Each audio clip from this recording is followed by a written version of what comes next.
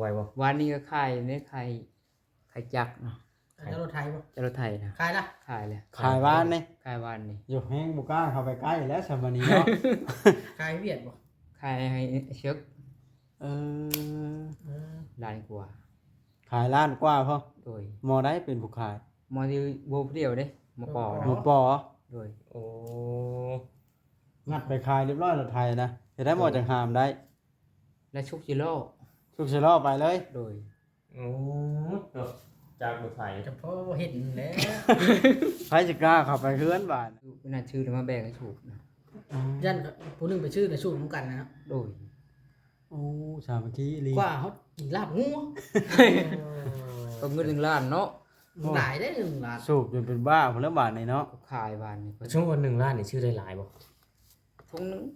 ป้อเดินรออีกก็เม็ดเนาะ ร้อย 200อยู่แล้ว ร้อยบ่ สองร้อยกว่าเนาะ 200กว่า จักแล้ว ช่วงร้อยกว่า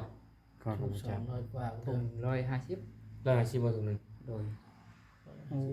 3คน จังมือจังสิเบิดบาน บ่ เลย ละ50 คนละ50ไม่ใช่250ปุ๊บ 250บ่ โดย โอ้นึกว่า150คนละ7-80บ่แล้ว จนเหลือบาทเลยนะ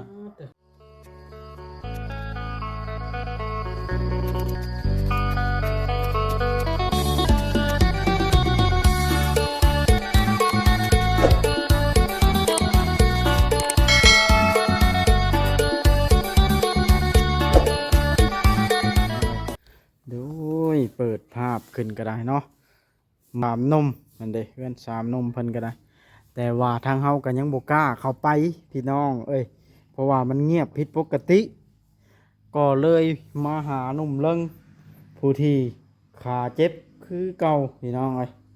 เพิ่นเฮ็ดกินเฮ็ดอยู่อย่างน้อนี่กับปูอันนี้พี่น้องนี่เด้เพิ่นต้มกับปูเนาะเอาสำบายดีดุมเลิง สวัสดี โอ้โหอยู่เพื่อนผู้เดียวคือเก่ามานี่เนาะ โดย เป็นได้แข่งขา ใครไหนแล้ว ใครเนี่ยแล้ว โดย เออ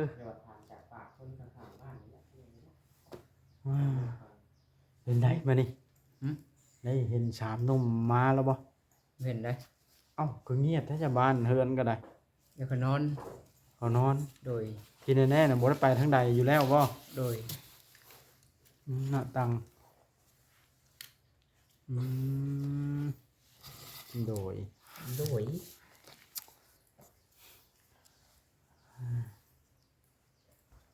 เห็นแล้วบ่3หนุ่มนี่ ยังไม่เห็นได้ บ่เห็น โดย 3หนุ่มบ่เห็นเนาะ เดี๋ยวเขานอน สงสัยก็นอน เอิงนอนรถบ่ได้นี่ เขา แจ้ง นอนเฮือนนะ แจ้งมาแล้วนอนแต่ท้ายรถเนาะ โดย ว่าเขาไปเฮ็ดเวียกนี่บ่รถบ่ ไม่ไป เออเกี่ยวบ่อยู่เฮือนเกี่ยวไปเฮ็ดเวียกไปแท้ไปนอนเนาะ นอนรถใดเนาะ คนมักนอน เพิ่นมาพักผ่อนเนาะ มาพักผ่อนอะไร เออสั่งเป็นอะไร แม่อยู่เฮือนกับผู้ใดน่ะ อยู่เดียว เออเดินอยู่ผู้เดียว เป็นได้แข่งขานะ ใครไหนแล้ว เออ อยู่เพื่อนทานหนึ่งเข่าเนาะ โดย ไม่ว่า แม่เด้ แม่ไปดำนา เป็นทางนั้นรับจ้างบ่ รับจ้าง โอ้เวทีก็ไป ไป บ่อยู่เวทีก็เนาะ โดย อยู่แต่เป็นตุท่านะบ่ได้นะ โดย แสดงว่าเป็นตุท่าน่ะเจ้าเนาะอยู่บนแยงเดี๋ยวนี้นะ โดย อืม สร้างเป็นอะไรเนาะ แม่น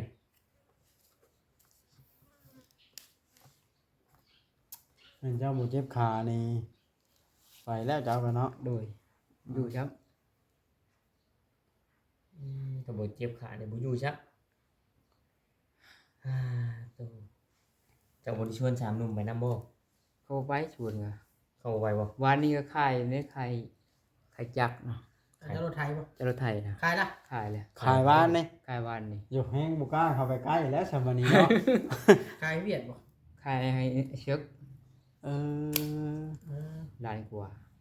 ขายล้านกว่าพ่อ โดย มอได้เป็นผู้ขาย มอที่โบเดียวเด้ มาปอ หมูปอ โดย โอ้ งัดไปขายเรียบร้อยแล้วไทยนะจะได้หมดจังหามได้ และชุกจิโร่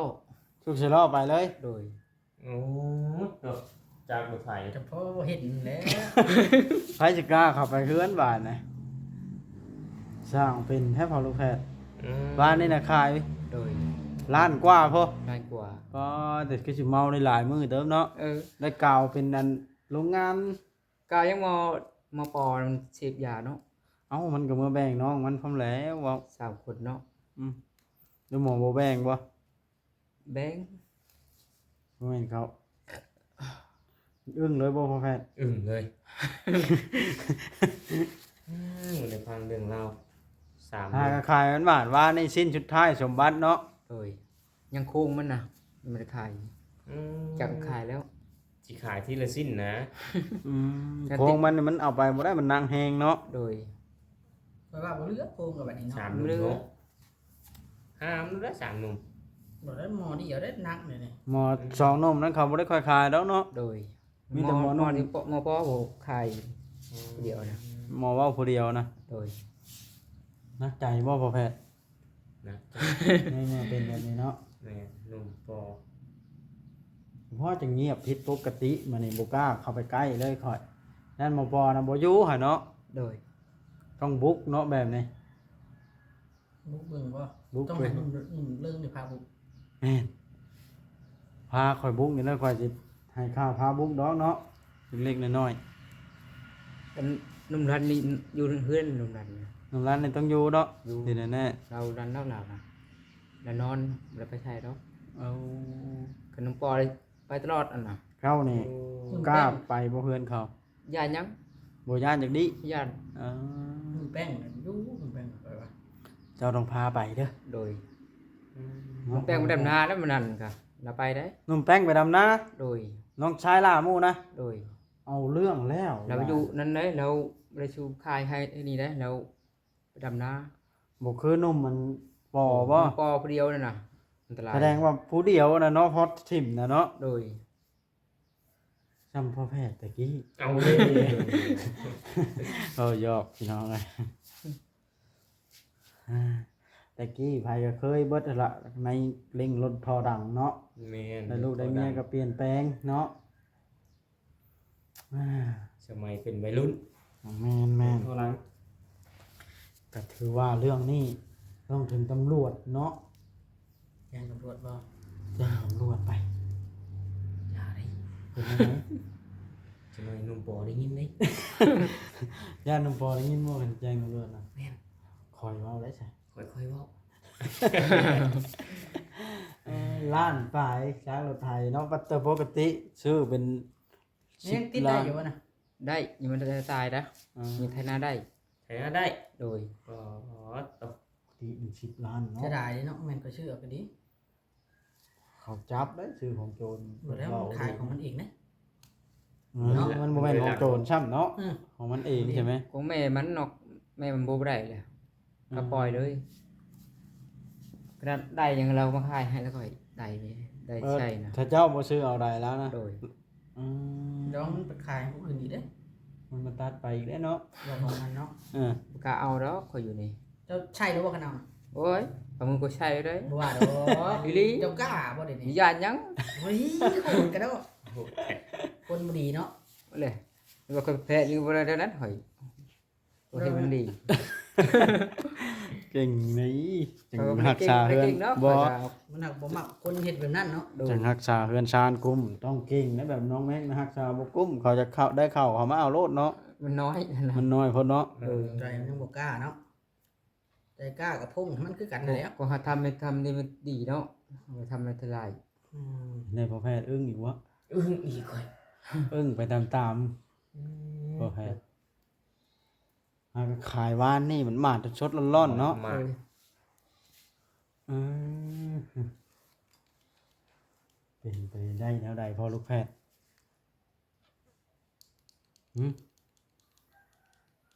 จะฮู้บ่ว่าเป็นไปได้แนวใด โอ้โห ก็รู้เป็นไปได้นั่นแหละนะเนาะ เป็น หิว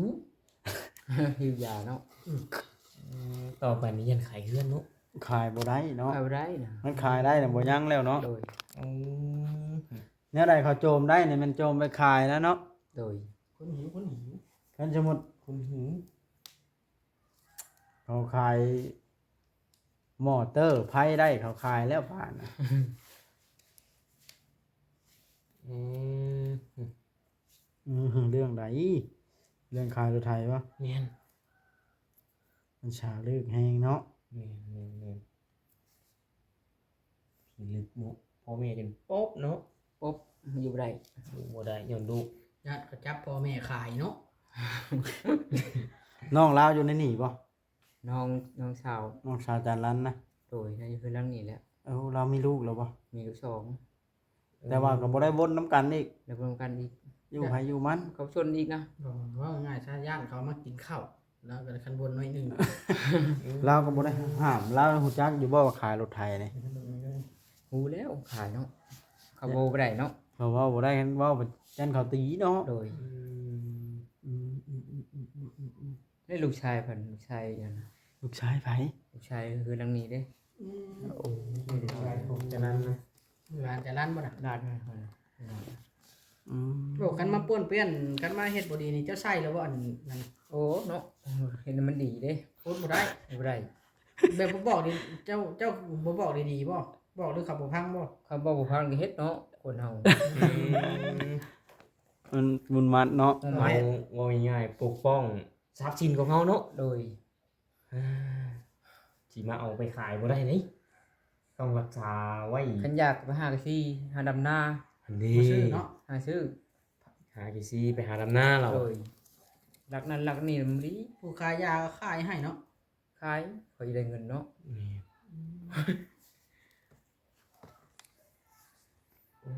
เพราะว่าเขาอยากจับคนขายยาบ่อยากดอกถามพวกแบบลึกๆลักๆไปดิเขาก็บอกว่า พอได้ไปเขาจะรันนี่มันหักบ่อยากจับซื่อๆนี่แล้วเนาะ โดย อืมเจ้าก็เคยไปบ่ คือไปนะ ไปชื่อเอ้ย บ่แล้วเนาะ ไปเป็นช่วงข่อยเวลา อืม ไปมาชัวร์ได้ แต่เฮิงแล้วเนาะ โดย เออ เอาเลิกแล้วเดี๋ยวนี้นะ มีเงินหรือยังล่ะ เขามีเงินและไปแล้วบ่ได้นี่ ไปก็ไปบ่ไปบ่แล้วไปนั่นช่วยเฮ็ดเวียกก่อนถูก อืม เออ บ่ไหวมันมีเงิน ดำนาไทยนาอะไรชุบ อืม จำพอแล้วเห็นมาปนเปี้ยนเฉพาะกล้าใช้โลดแล้ว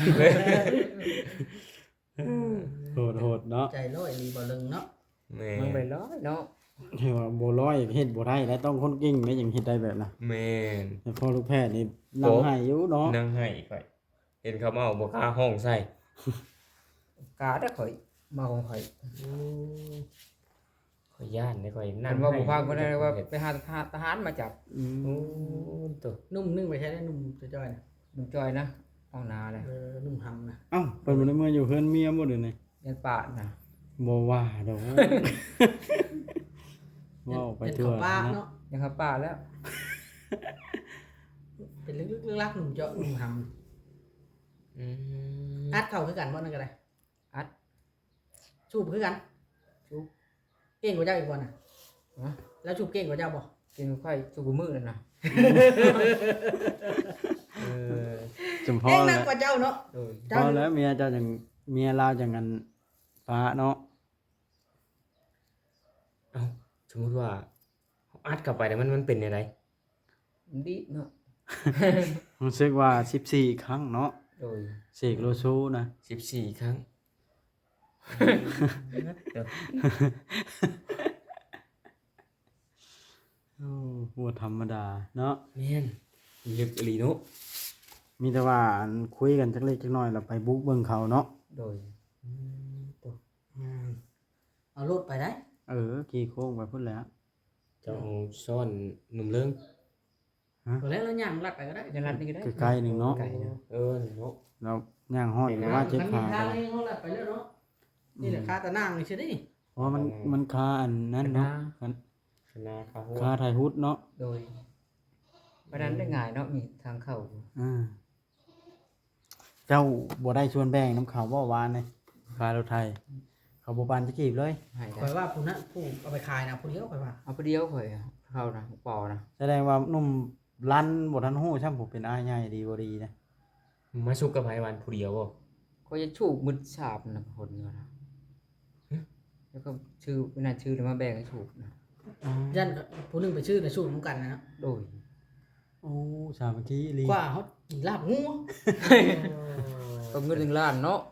หลายได้1 ล้าน สูบจนเป็นบ้าพุ่นแล้วบาดนี่เนาะ ก็ขายบานนี่ก็ ช่วงวัน1 ล้านนี่ชื่อได้หลายบ่ ทุ่งนึง ป้าได้ร้อยก็เม็ดเนาะ ร้อย 200อยู่แล้ว ร้อยบ่ สองร้อยกว่าเนาะ 200กว่า จักแล้ว ช่วงไรกว่า ก็บ่จัก 200กว่า ทุ่ง150 150บ่ถุงนึง โดย โอ้ 3คน จังมือจังสิเบิดบาด คน นะ ละ50 คนละ50ไม่ใช่250ปุ๊บ 250บ่ โดย โอ้นึกว่า150 ทุกคนละ7-80อยู่แล้ว จนเหลือบาดนี่นะ แต่สูบมือละ10มันก็7-8มื้อเด้คนมันบ่สูบมือละ10เนาะบ่ฮอดแล้ว อืม ได้เท่าไดพอแพทย์แต่ละมื้อแต่ว่าคาดว่าคนน่ะนะ อีกตามห่างกายแต่ละคนเนาะ เทื่อ สูงชุดนะสมมุติว่าเจ้าเคยเห็นคนในบ้านเจ้านะ สาวปลายพุ่นแล้วเนาะ นี่ โอ้ยจะพอเป็นลึกๆเลยครับเจ้าสูงชุดเจ้าอัดเขาได้เท่าไหร่เอา ไปนะมือละเม็ด ตอนนั้น โดย บนนับเจ้าเนาะ เดินมานับ เจ้าหำนะเจ้าลายเด้อแล้วเจ้าหำเขาว่า จนจุดเถียงน้องจ้อยเนาะ เคยไล่จับหมอหำนะ อืม วันหนึ่งเลย ไล่จับผูกวะ ก็จับลงเมืองไว้เลย อ่า ไข่งัวไปอันนั้น ใครว่าไปไทยเอา โดย พ่อแล้วได้ไปใช้จากพ่อ เมื่อบ้าน พ่อได้เจ้านะ พอนานนะ อืม เมื่อบ้านใหญ่ อืม หากินเหล้าบ่ เราอยู่ขึ้นลูกแล้วลูกชาย แล้วอยากกินเหล้าแล้วดิ อยากแล้ว แต่เก่าคือนอนไปทั่วที่ เรา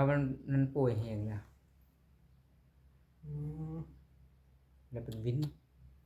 ถือว่ามีเหตุผลได้หนุ่มรันบ่เอ้ยหนุ่มเรื่องบ่ หนุ่มเรื่องนี้ก็คือรักษาเครื่องของกุ้มเนาะ โดย มีเพื่อนผู้เดียวกัน หนึ่งพอดีบ่แพ้เลยไกลได้บ่บาทนี่ เราเข้าซื้อเป็นทงเนาะก็ซื้อ เกินน้อยเนาะ ซื้อ50 50,000นะ โดย ได้เท่าไหร่50,000นะ 3 50ได้ชา ผู้ละอันเนาะ ล้าน มั มัน นไม่ ซื้ออีก 50,000 ก้าวเบิดมือละแสนนะเพราะว่าชาวแรงเด้อัด พอ เขา บ่พอว่ามือละแสน ก็ยังบ่พอดอกเขานะ โอ้ โหเนาะ ชาวแรงอัดเขาไปว่า สุดยอดนะ แสดงว่ายันมือละพุ่นละ3เนาะ กระชูบอยู่นะจมเพลียวนะ ชูเลยจมเรียว มาปอนะ เว้าเลยเลย โว้เลยโว้เพลียวเลยมันคืน อืม จักเว้าหยัง จะโว้ยังบ่เข้าใจ บ่ธรรมดาเนาะพอรู้ แต่ แค่ ว่าสมมุติเขามาปัดนี่เอาบ่นี่บ่เอาเนาะ เอา ต้องชื่อเองเนาะ ชื่อเอง เพิ่นบ่อยากเอาของไผอ่านนี่ เมื่อยคอยชูบแล้วเมื่อย ชู เพิ่นบ่เฮ็ดเวียกได้ เพิ่นเวียนเลยชูบเมื่อย ชูบแล้วนอนอยู่เห็นบ่เขานะเนาะ ชูบแล้วไม่บ่ได้เมื่อย อ่า อยู่ไปอยู่เห็นเวียกแต่ไปบ่ได้ เจ็บตีนเนาะ เจ็บตีน เวลามันเมื่อแห้งเนาะ โดย แบบว่าเมื่อแห้งเนี่ยนอนอย่างเดียวน อนอย่างเดียว สองมือก็บ่วะเนาะนอนนะ คันเฮาเฮ็ดเวียกนานได้มันเหือเฮาออกเด้ อืม พอแพทย์เคยเจอมานั่นอยากนอนบ่แบบว่าเคยเจอคนในบ้านจ้ะนะ ก็เห็นเขานอนแบบนุ่มไง เออน อนแบบนุ่มๆร้านนี่แหละ เลิกลึกๆลักๆแล้วคนแถวน อน บ้าน ราคา จ้ะ ประมาณความว่ามันมึนฤทธิ์นั่นน่ะ เออ มัน มุ เมื่ ด อ ลิด มันมึนฤทธิ์มันเมื่อย มันเมื่อเนาะ มันเมื่อย มันเมื่อย แล้วไปวันนั้นบ่ได้บ่นี่เมื่อยเด้ กัน เอ กันยาม อเฮ็ดได้มันเมื่อยเลยเฮ็ดได้มันนี่ นอนเนาะ นอนพักผ่อน เออพักผ่อนเลยอันนี้ อัดอีกคือเก่าอีก คนนอนดูๆนี่คนนอนมากล้องนี่เก่งนี่แม่นแล้วเนาะ แม่นรู้เลย เออ ถือว่าเอามาเรียนรู้เรื่องการสูบยามาได้นี่พี่น้อง เอาเลย การเป็นแนวใดหั่น มา นะ พังเนาะ ประสบ จาก การ ผู้ ณ์ พันประสบการณ์ ถือว่าเราเป็นวิทยาทานก็ไปได้ อาจเขาสมมุติว่าอัดลายนี่จากแล่นบ่เออเป็นจังได อันไลน์ก็บ่ดีเนาะ บ่ดี บ่ดี แม่น โมแม่นบ่แห้งหันแห้ง เฮงหันเฮงบ่เมื่อยเหมือนบ่ แฮงเมื่อย เฮงเมื่อยอีก มันคุมสมองเฮาเด้ อืม มันเป็นจังได๋สมองเขานี่ มันตกทืนแบบนั้นมัน ทำอะไรไม่ถูกเลยนะ ทำอะไรไม่ถูกเลย เออ เลอะๆเละ เลียเลยนะ ๆกลายเป็นบ้าจังหน่อยเนาะ แม่นอันนี้เนี่ยขออนุญาตถามนํแบบจักมือแล้วเจ้าท่านบ่ได้อัน มันอาทิตย์โชว์อาทิตย์ทำอาทิตย์แล้ว หรือว่าเราเลิกแล้วนี่เนาะ เจ้าบ่ได้ติดบ่ มันติดได้ชูบได้ยา บ่ได้ติดเนาะ ชดเลย ชนเลย จ่ายชดเลย โดย เอา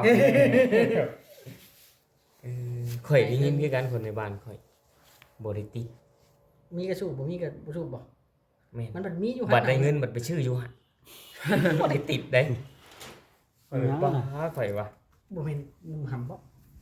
เจียมแลนได้เด้ ใกล้มาเนาะ โมเมนต์เนาะ ลมพัดจังสีเนาะ แม่นลมพัดเทิง อื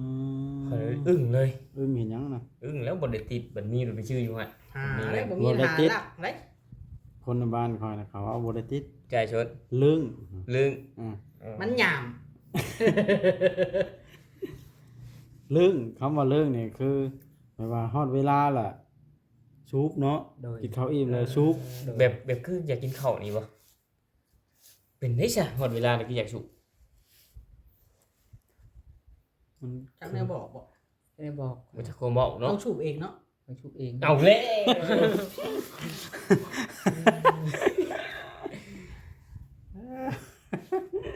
มึงบ่แพทย์อันนั้นนี่ มึงดูดิ อ่า นี่ล่ะพี่น้องถ้าอยากฮู้ต้องสูบเองบ่รู้ว่าแล้วเล่าเท่าใดก็บ่คือเฮาประสบการณ์เองแน่เนาะ โดย บอกไปนี่ โอ้โห หาตรงแบบทดลองเอง หังบ่ทดลองแล้วล่ะเบาลิยอมแล้วเรื่องไปนี่บ่ฮู้ก็ย่ามัน พอได้พังเหตุการณ์ที่เจ้าเล่ามากับ นั่นเพราะว่าเฮาย่านได้ราคายจักรถไทยรถทิวนะ แม่ เราคงตัวเองได้เนาะ โดย มันคุมตัวเองบ่ได้ในคายรถไถเห็นบ่ กา นุ่ ร ม หาชูบยาหาชูบหาเอง อ่า ไปหาชีหรือดำนา ได้มาและซื้อเนาะ ซื้อหามันรักของไผ่ ปันบ่มีได้ซะ ฮะ บัตรบ่มีได้ซะ มีเขาอยู่ บ่ซื้อเนาะ ไปชูบ โอ้ แม่นบ่ แม่น เจ้ามันบ่ทันได้เห็นแก่คือหนุ่มโตแล้ววะ มีแต่ว่าอันนั้น เดี๋ยวไปหา บุกพระให้อันเพิ่นพาบุกไปหานุ่มสามนุ่มก่อนว่าขายรถแล้วเป็นจังไดเนาะ แม่น ตอนนี้มันเงียบแบบนี้ เจ้าว่าหนุ่มรันบ่ฮู้จังบ่จักหนู นั่นแหละเงียบแบบนี้บ่แม่นมีแนวแล้วบ่ ยัน แล้ว แนวบ่ดีแล้วต้องไปกวดเบิ่ง แม่น เอาโอเคคลิปนี้ก็จบคลิปเอาสบายดีพาไปคลิปหน้าจังไปเบิ่งเนาะ แม่น